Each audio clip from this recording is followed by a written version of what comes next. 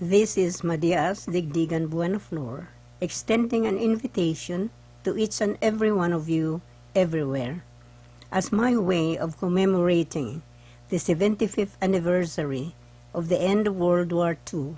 I will read and serialize my novel, The Blood of Three, starting on Tuesday, August 27, and continuing episodes on Tuesdays and Thursdays. Follow the drama on my YouTube channel. May we forever exhale and inhale love and peace. Chapter 10. A rough sketch on a Manila paper was carefully laid on the table of Colonel Holt. With him were Ernesto and Lieutenant Toribio. It was about 10 in the evening, and most of the guerrillas have retired to their huts, except for those assigned as guards. This is the church's fortress. Colonel Holt pointed to a square area on the paper. The sketch was of the Japanese fortress in the town. And this is the tunnel. Trace the line ending by the church inside the fortress. Tunnel? Ernesto repeated with amazement. Yes, Captain Duran. For about 3 weeks now, Lieutenant Toribio had been researching about this tunnel. How did you learn about the tunnel, Lieutenant? Lieutenant Toribio, take over. The colonel turned to the lieutenant, a short, stocky fellow, barely 5 feet, serious and scholarly. He was only in his mid-20s, but his hair had prematurely receded from his forehead. With a cracked voice, he started with authority. Based on my interviews with the old folks in the area, who had their information handed down from generation to generation, long before the arrival of the Spanish colonizers, the natives built this fortress for protection from the marauders from the sea, coming from the neighboring islands south of the Philippines. They dug the secret tunnel under the fortress as escape route to the mountains in the event that the fortress was not able to withstand the attack. Finding the fortress a suitable site, and built their church utilizing the existing structure. Lieutenant Toribio had apparently researched thoroughly, and you personally saw it. Ernesto became eagerly interested. I was able to locate the mouth of the tunnel. It was just about 80 yards outside the wall of the garrison. Where exactly does this tunnel lead to? The excitement in Ernesto was palpable. That is what we are going to find out, Captain Duran. Colonel Holt addressed Ernesto. Lieutenant Toribio here had been able to enter the tunnel one evening, about 2 weeks ago, by timing and avoiding the searchlight that swept this area at night. The Japanese must surely be aware of this tunnel. Absolutely not. The mouth had been well covered with rocks and soil, and a few feet from it were thick bushes connecting to the tall trees of the forest leading to the mountains. It took me several nights to locate the entrance, helped by the description of the old folks I had interviewed, and another 5 nights until I succeeded in clearing the entrance and concealing it again. Lieutenant Toribio had already entered the tunnel up to its end, Lieutenant Colonel Colt continued. The tunnel must surely lead to the church. The possibility excited Ernesto. Right. But what lies immediately behind the end of the tunnel is for you to find out. Colonel Holt had the assignment all planned for Ernesto. Ernesto knitted his brow, trying to comprehend why the colonel would find him just the person for the job. The end of the tunnel was sealed with a marble slab, its dimension enough to accommodate an average person, and in its center was a steel ring apparently for handling. During my stay there for almost 24 hours, I was able to get a sort of clue. At exactly 11:30 in the evening, I heard a dragging noise followed by the unison treading or stomping sound right at the end of the tunnel.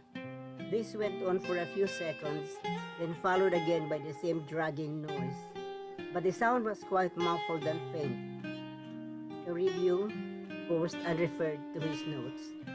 Both the colonel and Ernesto had their full attention, taking in every word of the lieutenant, knowing that this may very well be the break that he had been hoping and waiting for.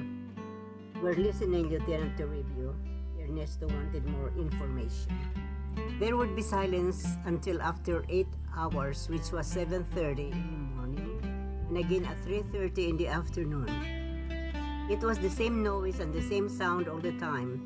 At first, it all sounded strange to me. I could not make out what it was. Then I observed using binoculars from the nearest hill and timing the changing of the guards. After several nights of continued observation, I am positive now that the sound came from the stomping boots of the guards as they marched on the concrete floor. As to the dragging noise, I have no idea what produced it. What is your observation about the changing of the guards? Ernesto was thinking. Let's take the evening changing of the guards, which was done at 11. The guards, all 36 of them, started changing guards at the main gate at exactly 11 in the evening. It took the detail 20 minutes to change all the guards at the various posts and gun emplacements. The remaining 10 minutes was used up inside the church and beyond observation.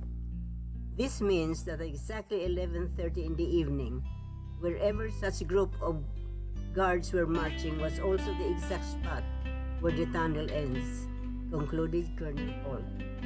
There was silence. Ernesto considered seriously the information. The tunnel was their only hope of overpowering, through a surprise attack, the superior Japanese forces in that seemingly invulnerable garrison.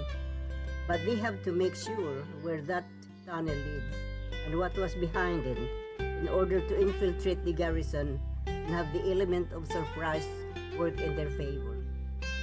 What are my instructions then, sir? Ernesto was anxious. Find out where the tunnel ends and what exactly lies behind it. I'm aware that it'll be extremely dangerous, if not impossible, for any one of us to do this job. The colonel began weighing his every word very carefully, clasping his hands on the table. What we need is someone who has access both to the compound and to the church. Do you have anyone in mind? Ernesto wished he could read the colonel's mind, but afraid that his fear would be confirmed. I have, Colonel Holt nodded and looked Ernesto in the eye. That American girl in the town, Joybell? Ernesto looked shocked, although she had suspected all along who was in the colonel's mind. Yes, Captain. But Colonel, Joybell is just a young girl, Ernesto protested. And she's an American. It would be too risky for her, and I cannot in conscience allow her to be used this way. Ernesto's voice was indignant, yet low and controlled, as the vein in his neck tensed. But Colonel Holt remained composed. I know how you feel, Captain. Unfortunately, in this time of war, sometimes we are forced to put aside our personal feelings, even forced to disregard relations if necessary. The colonel sadly but authoritatively spoke. You are aware, of course, of all the dangers that a young girl like Joybell would be subjected to. Ernesto's concern was discernible. I am. You must also be aware, however, of the many lives which had been lost and would be lost in the battlefield. If one life could save the many thousands who are presently suffering the slow death of starvation and epidemic, would the use or even loss of that one life not be worth it? Even if it's that of a young American girl, or even a girlfriend? Colonel Holt's words were uttered in a dead serious tone. Ernesto was left speechless. He was impressed at the way the colonel justified his decision, and in turn made Ernesto feel the burden of his responsibility as an officer. More than that, he was surprised at how the colonel arrived at such a conclusion about him and Joybell. Your mission will mean just two things. The colonel's voice interrupted the thought of Ernesto. Two sharply contradicting ends. Either it will mean the capture of the Japanese forces in that bastion and the bloodless landing of General MacArthur's forces in Luzon, or the massacre of thousands of both Filipino and American soldiers when the day of that landing comes, and saving the lives of those helpless and dying POWs and the civilians in many concentration camps in the town. We all know that the Japanese would not hesitate to use the civilians and the POWs in the event of an attack of their fortress. Think clearly, Captain Duran. You are an intelligent man, but above all, you are a brave and dedicated officer. Ernesto listened in silence. How could he deny the colonel's logic? That is your mission, Captain Duran, the colonel said with finality. Yes, Colonel. Ernesto saluted, then exited. Colonel Toribio followed. The colonel and Colonel Holt was left alone. Sadness could be discerned in Colonel Holt's face. As soon as he was by himself, he looked at a picture from his pocket. A mixture of sadness and nostalgia clouded his face.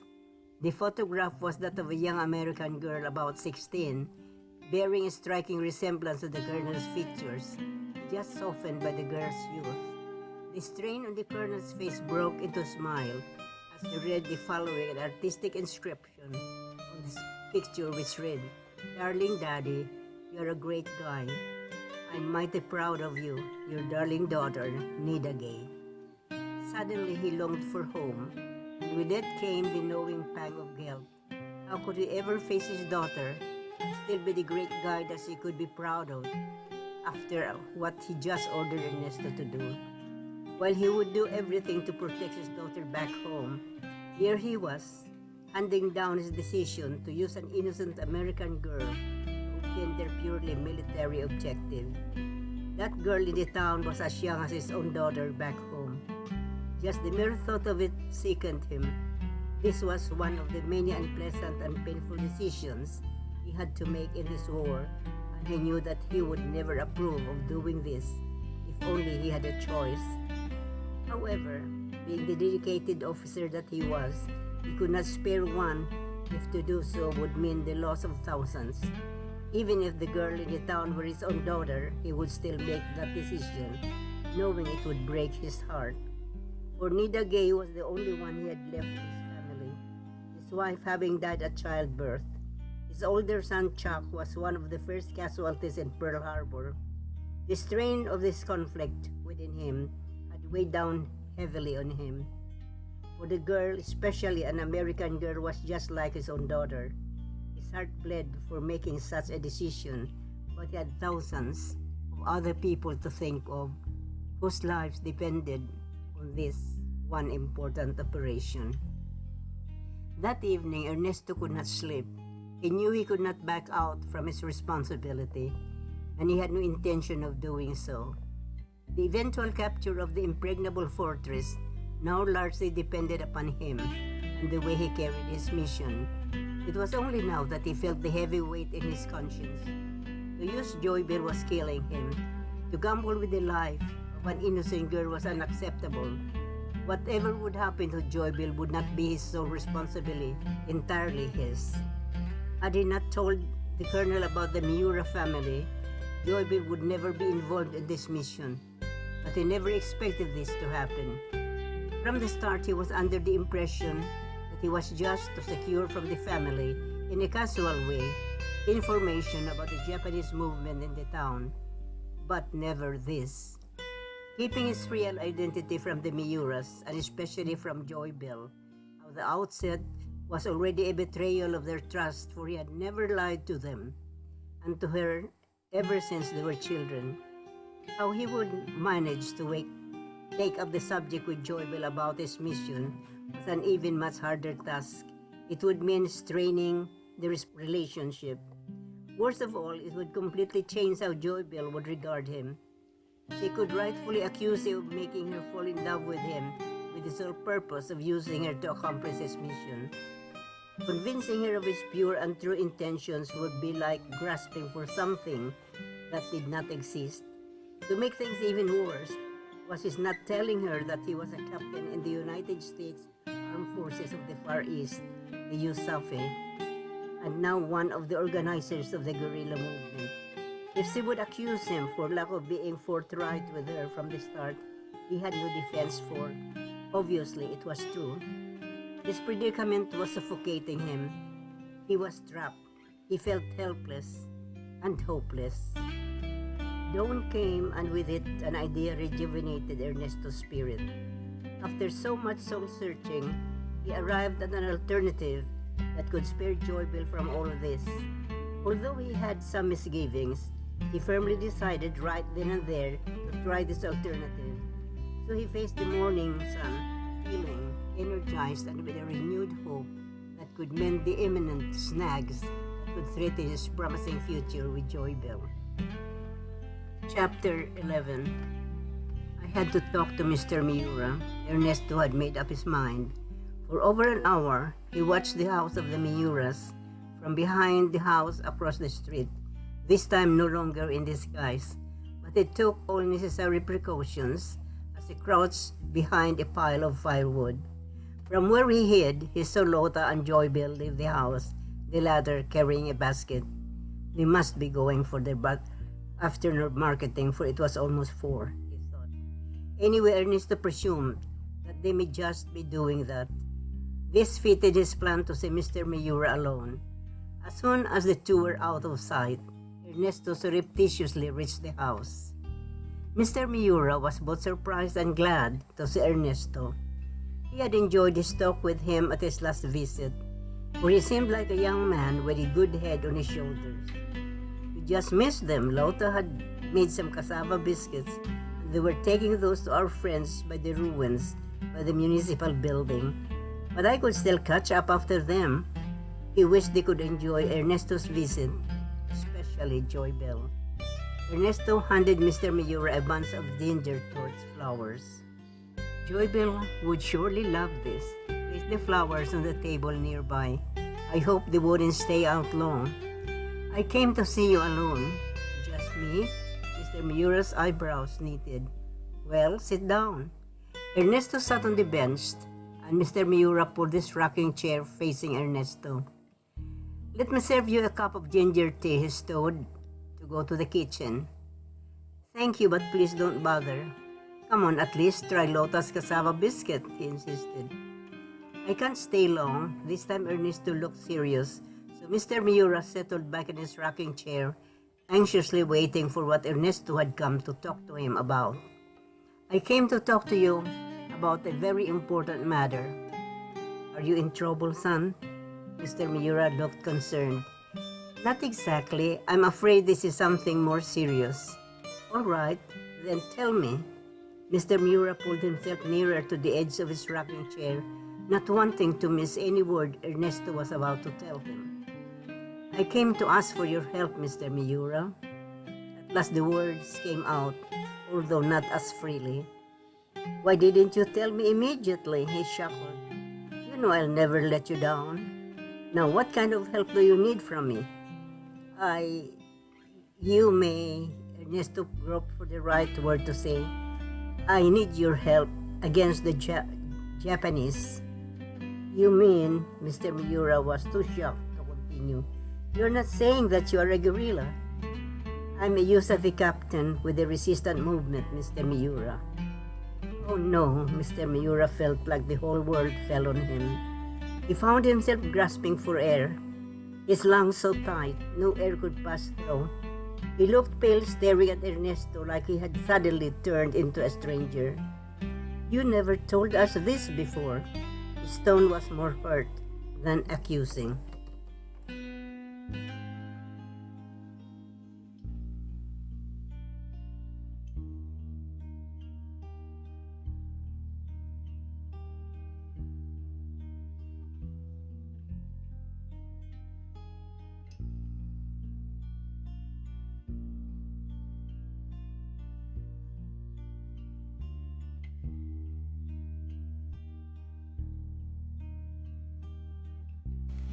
That's all for today, to be continued on Tuesdays and Thursdays. May we all forever exhale and inhale love and peace. Thanks for being with me today. I hope you will inspire me with a like, share, and subscribe.